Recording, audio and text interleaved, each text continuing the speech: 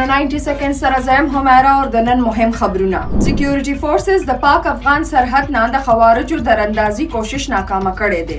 سکیورټي ذرایع تر مخه 15 خودکش حملاوري هم نیولې دي. فیلډ مارشل سید عاصم منیر سره د لیبیا د فورټ سربراه لیفټیننټ جنرال صدام خلیفه حفتر ملاقات کړی دی. په ملاقات کې دفاعي صنعت کې په ټکنیکی بنیادونو په شریکه کار کولو باندې اتفاق کړی دی. خیبر پختونخوا کې د 40 ارب روپو نه زیات مالی بې ضابطګي شوې ده.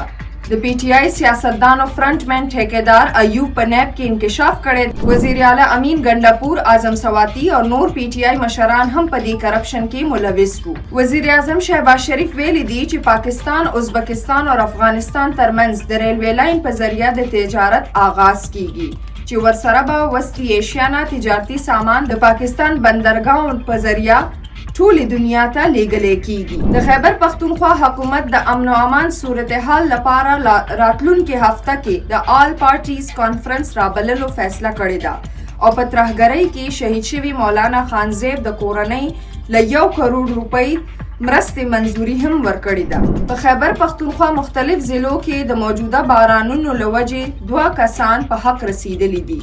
پی ډي ایم ای رپورټونو تر مخه د کورونو چتونه او دیوارونه راپریوتي او لینډ سلایډینګ هم شوي دي. دا تر دې دمه مهم خبرونه، نورو خبرونو او معلوماتو لپاره سنو پختونخوا سره اوسئ.